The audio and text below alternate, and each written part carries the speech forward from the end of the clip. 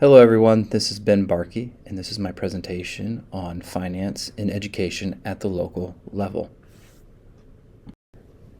I like to start off by defining assessed district valuation, which is the total dollar amount assigned to all real estate in that district and improvements on personal property that is subject to taxation. Another important piece to figuring out districts' local revenues is understanding ad valorem tax, which in Latin means according to value. And this means that taxpayers' property and what they pay is proportional to the value. So if you have a really big fancy house, you'll pay more taxes than somebody with a really small property. I would like to walk through the steps of calculating property tax revenue for Kansas and Indiana, just so we can see how a $1,000 house compares. For the general fund, you take the $100,000 house minus the $20,000 exemption, which gives you a net value of the house of $80,000. In Kansas, there's an assessment factor for homes for 11.5%. You'll see in Indiana we do not have this, which equals an assessed valuation of $9,200. Then you need to convert the mill rate to a decimal point, which ends up being 0.02 mills. Multiplying that with the assessed valuation gives you $184. For all other funds, you don't have an exemption, so which means the net value of the house is at $100,000. Multiplied by the 11.5% again gives you an assessed valuation for the other funds of $11,500. Convert the mills to a decimal point, gives you a total for the other funds of $386.56. Take a look how Indiana compares to Kansas. In our assignment, we had to calculate general fund for Kansas and other funds. In Indiana, we have three funds that we use tax revenue from. Debt service, which is the debt that we have to pay off. Operations, which would be very similar to your general fund. And then if we run a referendum for operations or facilities. So this is Warsaw tax rate where I live. So you can see the tax rates on the left versus the same house at $100,000, what it would cost. If you want to take a look at the math and break that down, you can see here where I have three columns. And what I've learned by comparing the two is it really comes down to the assessed valuation of the house. Take a look at Indiana. We have two major deductions that are applied towards the market value of the house. We don't have that mill rate, we don't have that 11.5%, but when it comes down to it, the brass tacks, I guess, is we pretty much end up at the same amounts. It's just how you get there, and it really determines on the valuation of the house. So you can see the operations, what that would be at our tax rate, which is 0.4519. You can see the debt service, 0.361, which gives you $134.46. And then the referendum, which not every corporation has that, and ours is around $32. This all can get really confusing, especially when you add in the deductions and how the local areas can modify the tax rates.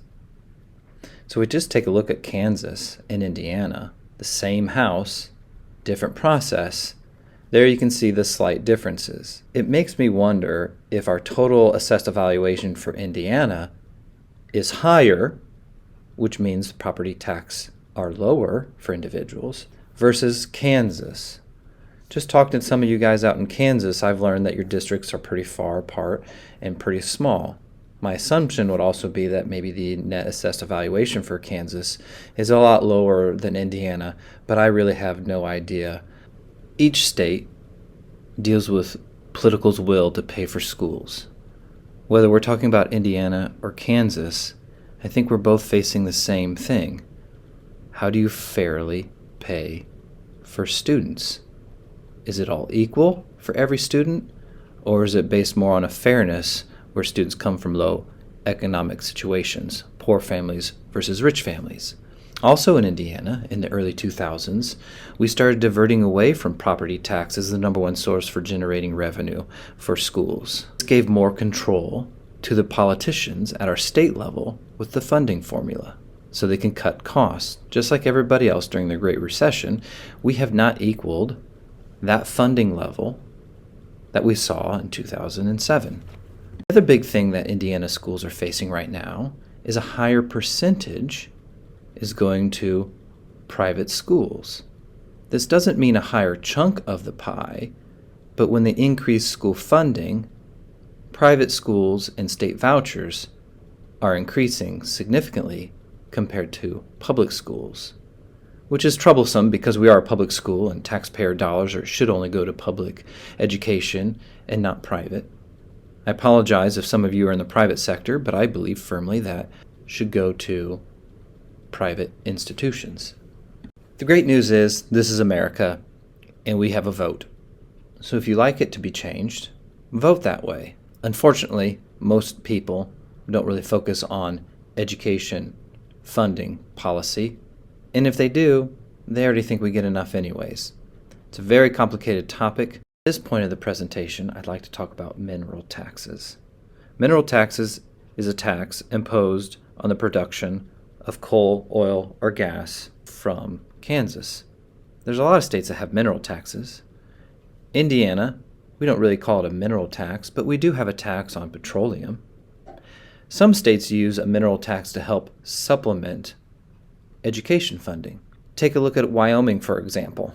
I found this article very interesting in doing the research for this presentation, where they use their mineral tax as a significant boost to school funding. The schools that they build out in really rural areas of Wyoming are fantastic because they have a lot of funds, but they're also worried about that funds running out with the state of green energy. If you're interested to read about this article, I'll put the link to this article in the bottom of the video. I hope everybody found this presentation beneficial, comparing the two and defining some terms. And here are the sources I used for this presentation. In Indiana, the weather, it's cooled down a little bit, gotten a little bit breezier. It makes for a perfect day to get out there and do some golfing. See you, everyone.